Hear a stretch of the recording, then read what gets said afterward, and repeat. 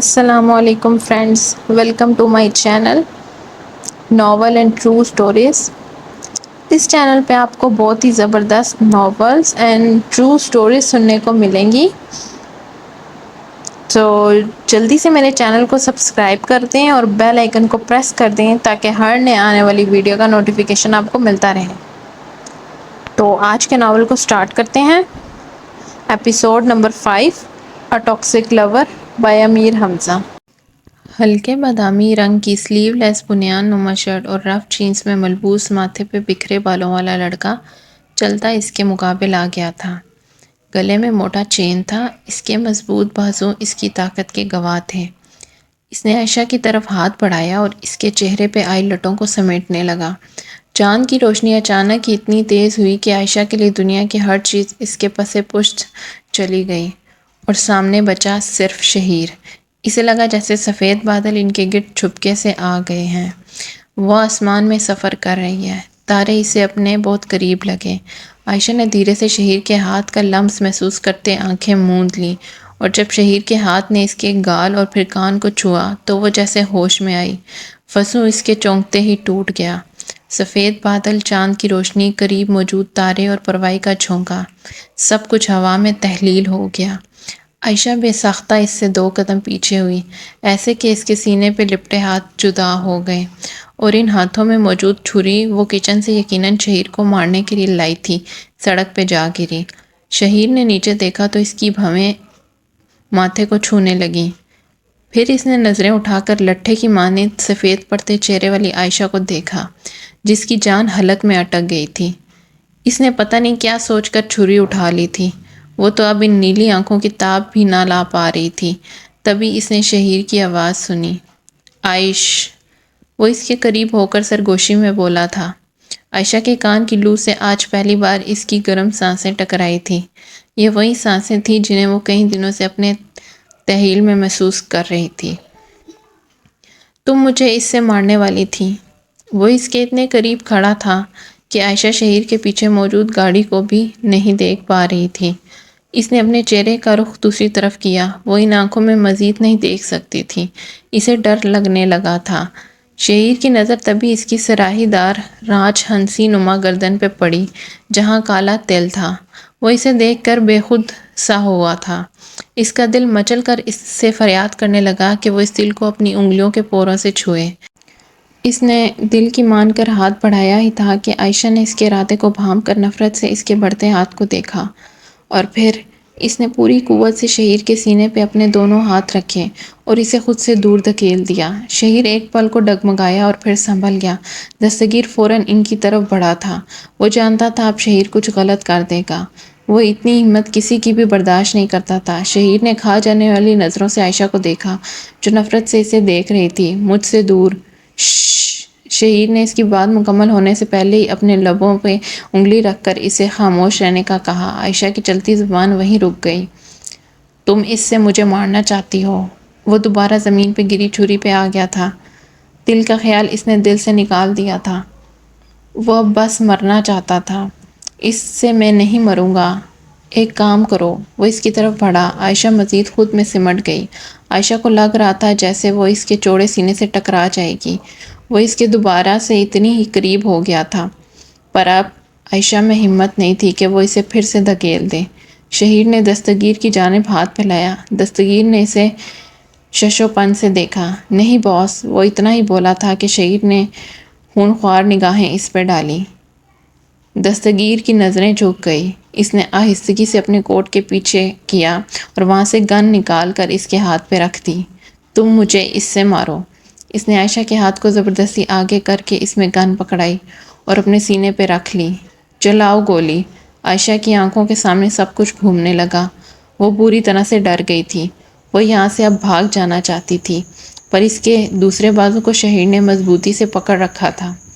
وہ اس کے فرار ہونے کے سارے راستے بند کر چکا تھا۔ عائشہ کی آنکھیں پانی سے بھر گئی تھیں۔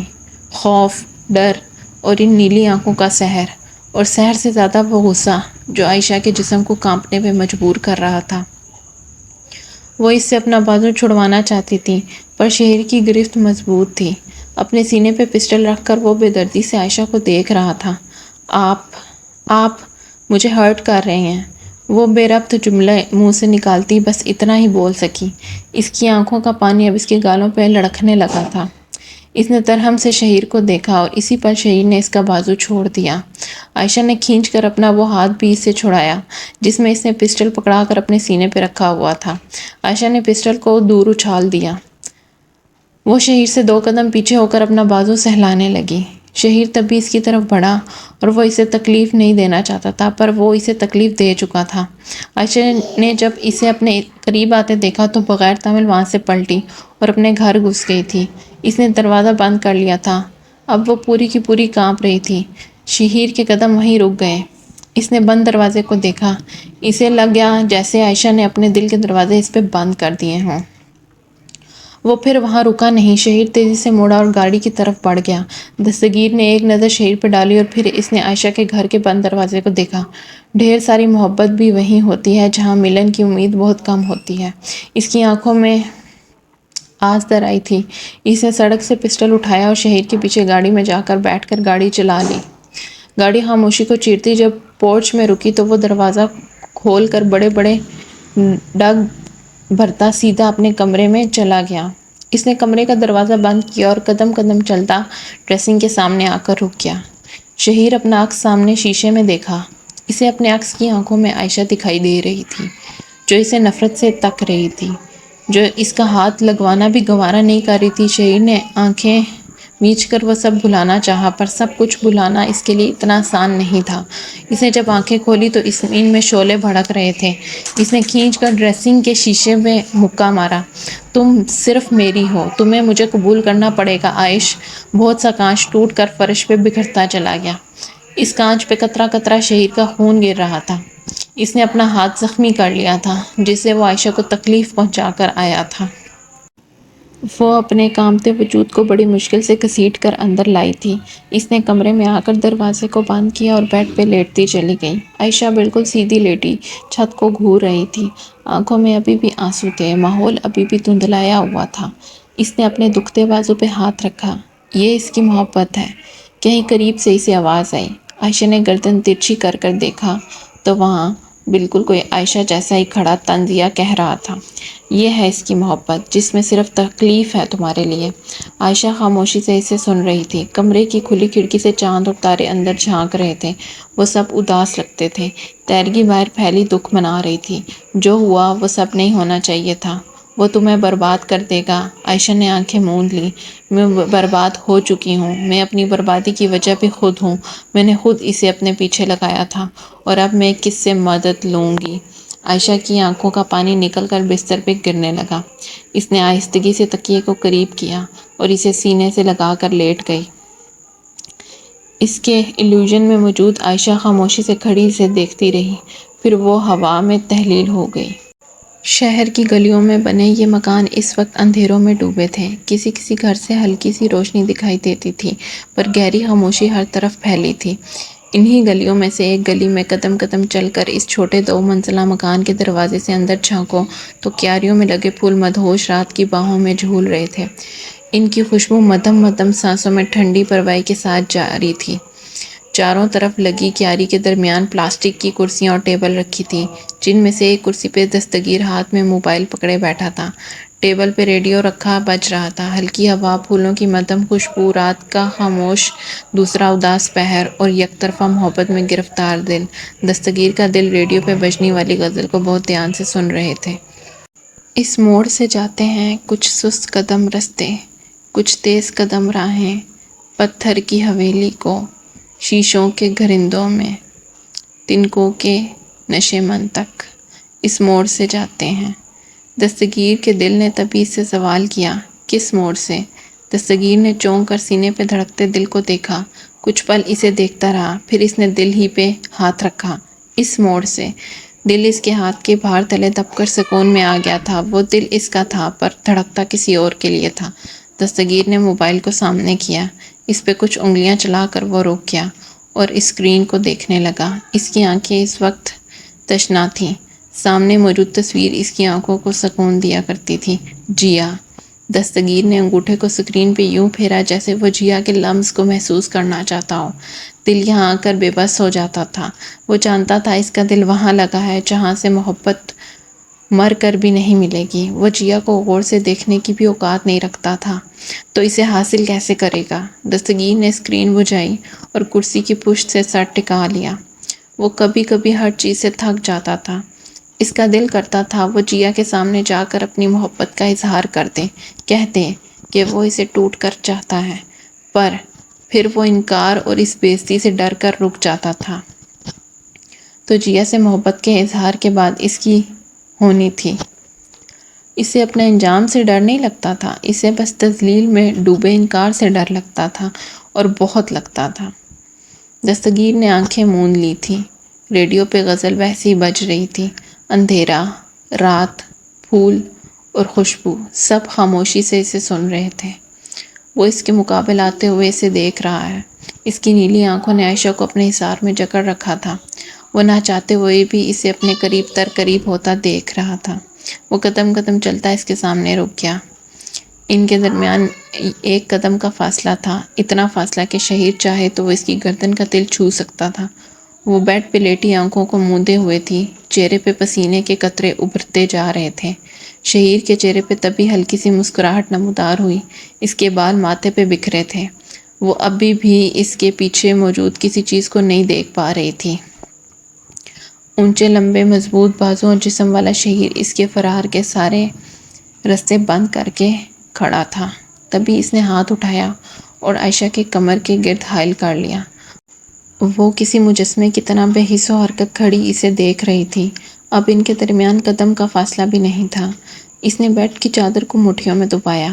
چہرے پہ پسینے کے قطرے اب حد سے زیادہ نمایاں ہو گئے تھے۔ اسے اپنا جسم کسی آگ میں جلتا محسوس ہو رہا تھا۔ وہ بے چین سی ہو رہی تھی۔ اسے لگ رہا تھا جیسے کوئی اس کی طرف جھک رہا ہے۔ بالکل اس کی گردن پہ موجود تل کی جانب اس نے چہرے کو اپنے خیالوں میں موڑ کر دور کرنا چاہا۔ شہیر کا جھکاؤ اس کے چہرے پہ تھا۔ وہ ساکت نیلی آنکھوں اور ہلکی مسکان والے شخص کو اپنے چہرے کے قریب ہوتے دیکھ رہی تھی۔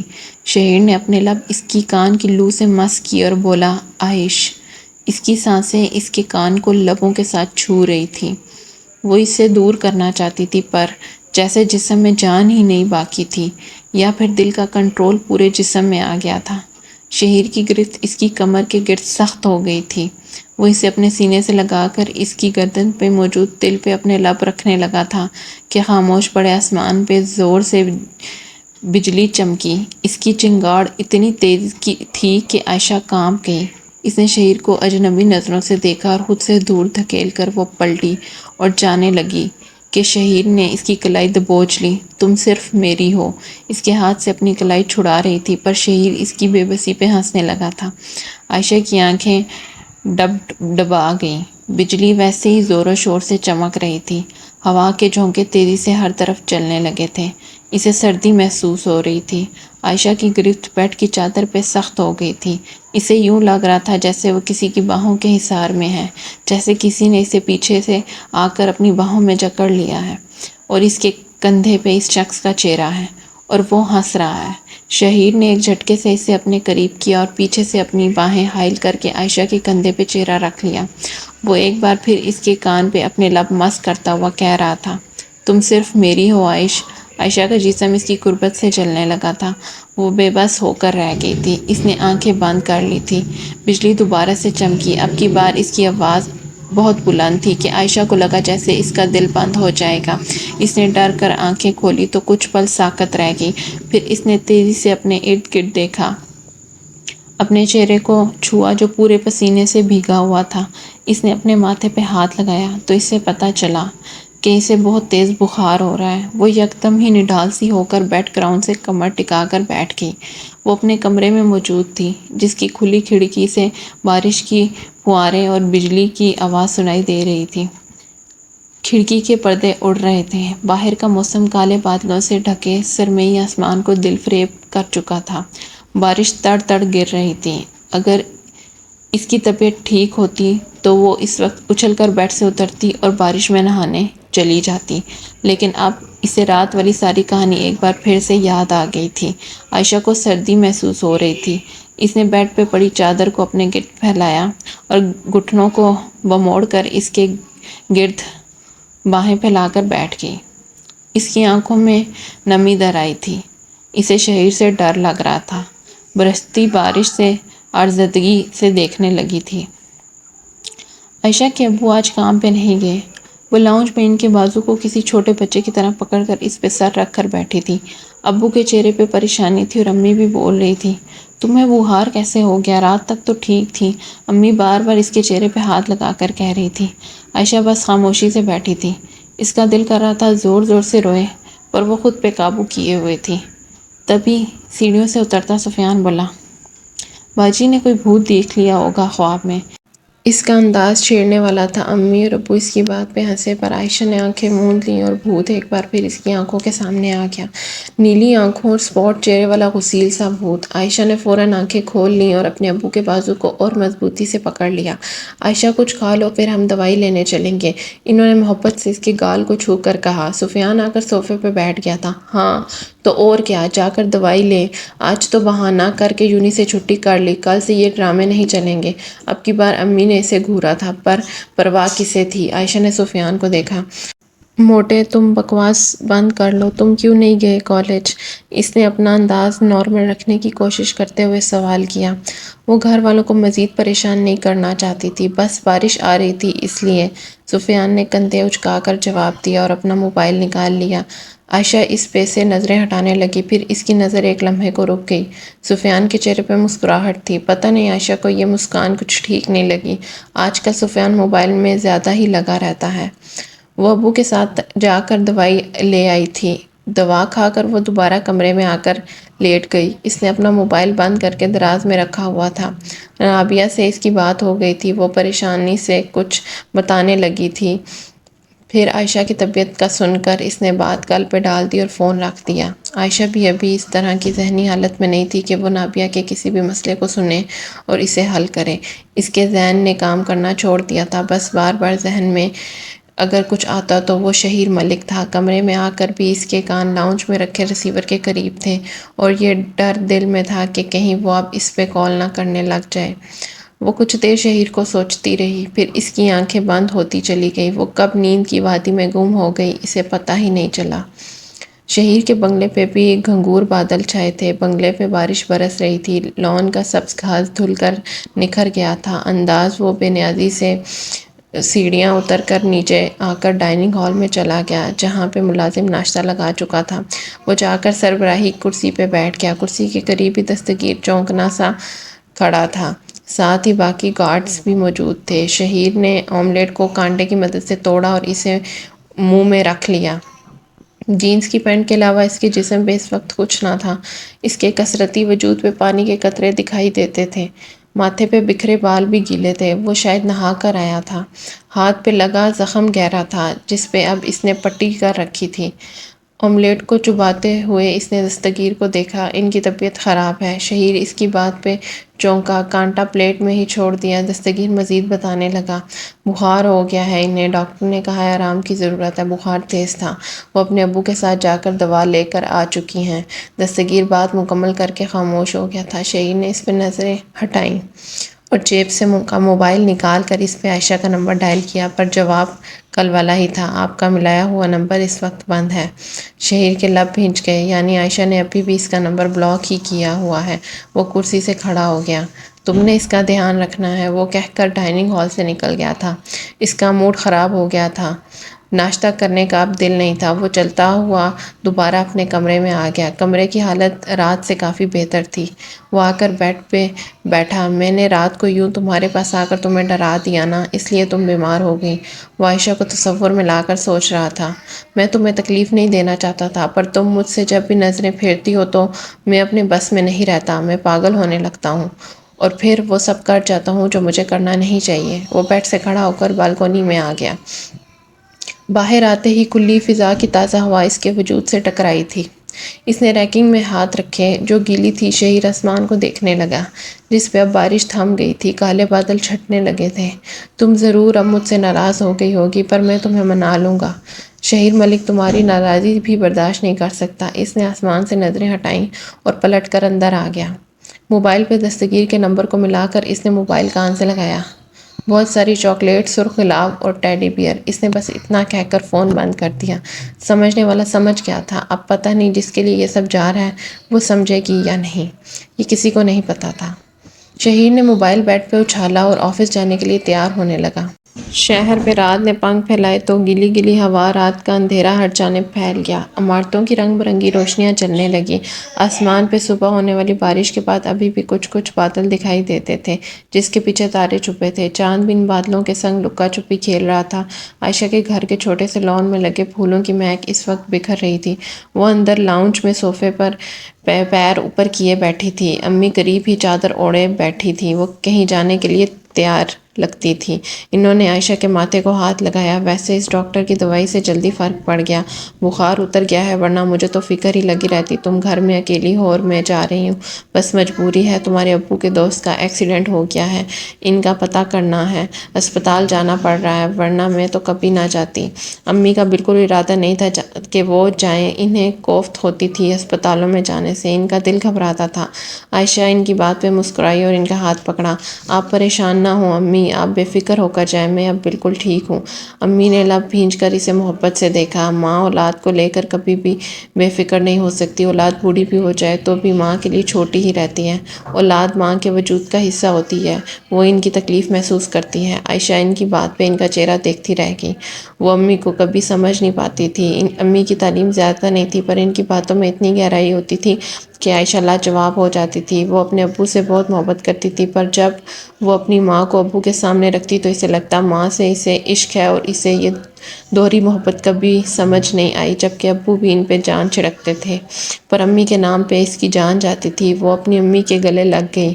پتہ نہیں کیسے لڑکیاں کہہ دیتی ہیں کہ ہم تو اپنے ابو سے زیادہ اٹیچ ہیں۔ ماں کڑوا بولتی ہیں، آنکھیں دکھاتی ہیں پر پوری زندگی خیال بھی تو رکھتی ہیں۔ ہمیں جینے کا سلیقہ، بولنے کی تمیز، اپنی عزت کو سنبھالنے کی سمجھداری، سب کچھ ماں سے ہی تو ملتا ہے۔ ہم ماں سے دور خود ہوتے ہیں، ہمیں معاشرہ ان سے دور کرتا ہے۔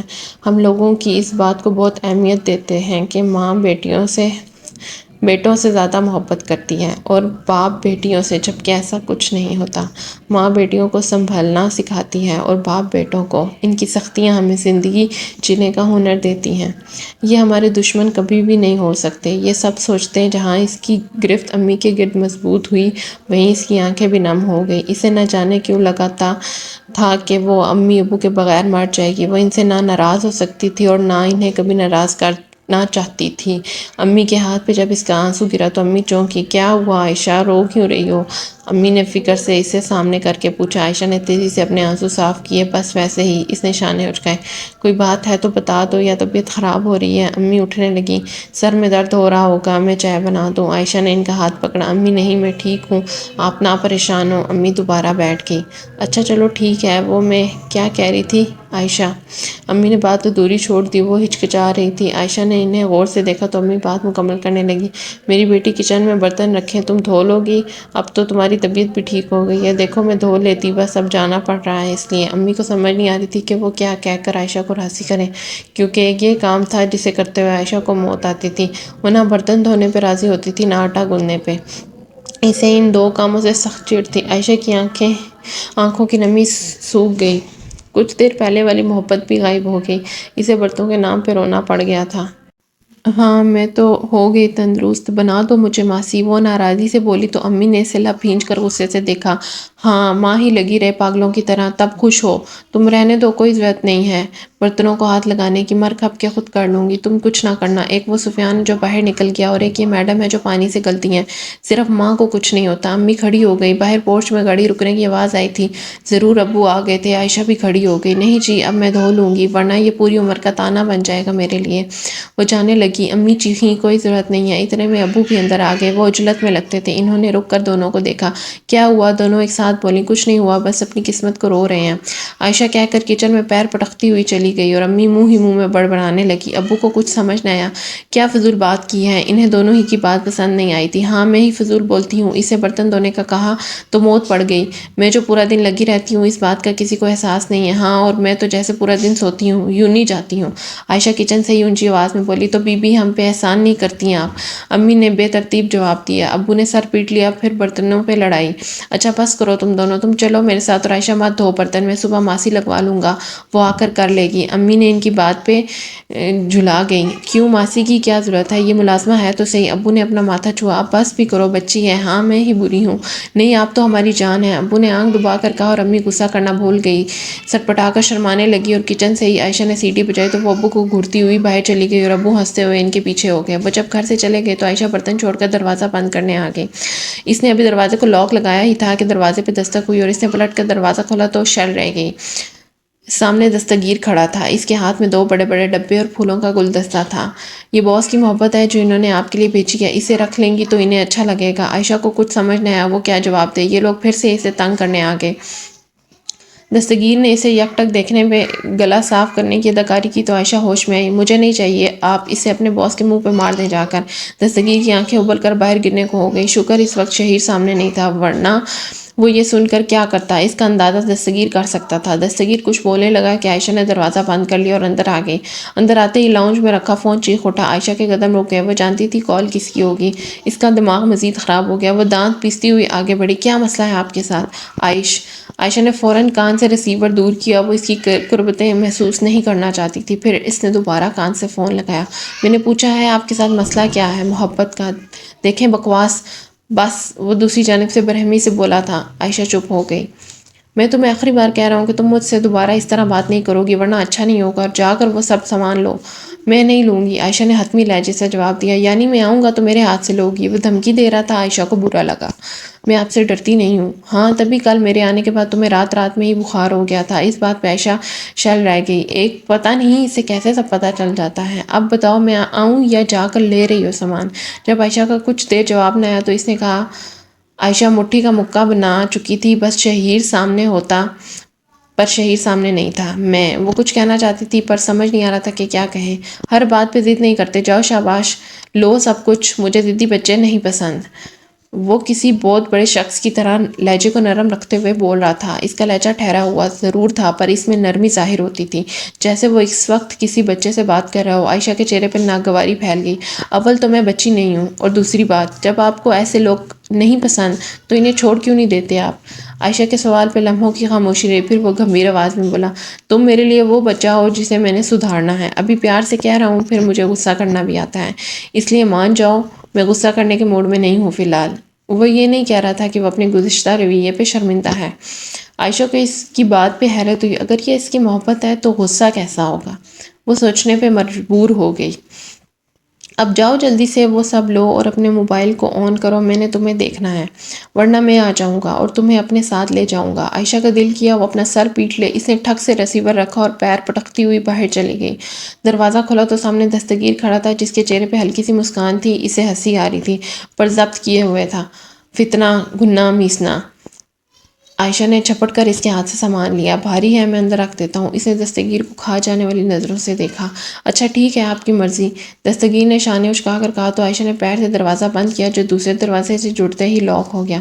وہ ڈبہ اور گلدستہ بھی اندر ہی لائی تھی کہ فون بجنے لگا۔ عائشہ کا ماتھا گھوم گیا، اس نے صوفے پہ سب کچھ رکھا اور ریسیور اٹھایا۔ میں پہلے اسے ضابط کو ٹھکانے لگا لوں پھر آن کر لوں گی موبائل، نہیں مرتی میں اتنی سی دیر میں۔ وہ زچ ہو گئی تھی، شہیر کی دوسری جانب سے لب بھنج گئے۔ ابھی تمہیں کہا ہے کہ تم مجھ سے ایسے بات نہیں کرو گی، تو آپ مجھے سانس لینے کی مہلت بھی نہیں دیں گے تو میں ایسے ہی بولوں گی، میں سپرمین نہیں ہوں جو منٹوں میں سب کر لوں گی۔ وہ ایک ہی سانس میں سب بول گئی۔ شہیر کے چہرے پہ بے سختہ مسکان آ گئی۔ اچھا ٹھیک ہے آرام سے سانس لو، پانی پیو، تمہارے پاس 10 منٹ ہیں، کر لو جو کرنا ہے، 11ویں منٹ میں تمہارا فون آن ہو۔ وہ حکم دے کر کال کاٹ چکا تھا۔ عائشہ نے گندا سا منہ بنایا، وہ اس شخص کا کیا کرے، وہ سوچنے لگی۔ پھر اسے سامان یاد آیا تو تیزی سے اٹھا کر کمرے کی طرف بڑھ گئی، اس کے لیے ایک منٹ ضروری تھا۔ قبرستان میں دل دہلا دینے والی خاموشی تھی۔ تیر کی ہر طرف گہری سیاہی کی طرح پھیلی تھی۔ اس وقت قبرستان میں دور دور تک کوئی دکھائی نہیں دیتا تھا سوائے اس کالے ہوڈ والے لمبی برساتی نما کوٹ والے کے جس کا چہرہ ہوڈ سے چھپا تھا۔ اس کے پاس لب ہلتے ہوئے دکھائی دیتے تھے۔ وہ ایک قبر کے سامنے کھڑا تھا جس پہ ہولی کراس لگا تھا اور ہولی کراس اس کے نیچے تختے پہ مرنے والے کا نام تھا، مارگریٹ ہیلن۔ وہ شخص کھڑا اس تختے کو دیکھتا ہوا کہہ رہا تھا، میں آپ کے ساتھ ہوں، ہونے والی ہر ناانصافی کا بدلہ لوں گا اور ان لوگوں سے انہوں نے آپ کے ساتھ جتنے ظلم کیے میں ایک ایک کا بدلہ لوں گا۔ آپ کا شہری آپ کے مجرموں کو کبھی معاف نہیں کرے گا ماما۔ اس کی آواز بھر سی گئی تھی۔ خاموش قبر اس کے شخص کے سرد لہجے کو توجہ سے سن رہی تھی۔ آسمان پہ اب پھر سے کالے بادل چھانے لگے تھے، چاند ان میں کھو گیا تھا، اندھیر رات مزید سیاہ ہو گئی تھی۔ اس شخص کے دل کی طرح جو ابھی بھی قبر کے سامنے کھڑا تھا، وہ سارے سامان کے ساتھ بڑی مشکل سے اپنے کمرے تک پہنچی تھی۔ اس نے سب کچھ بیڈ پہ رکھا اور ماتھے پہ آئے نادیدہ پسینے کو پونچھا، تھکا ہوا سانس لیا، دوپٹہ جو گلے میں جھول رہا تھا اس کے پلو سے ماتھا صاف کیا اور بیڈ پہ بیٹھ گئی۔ دراز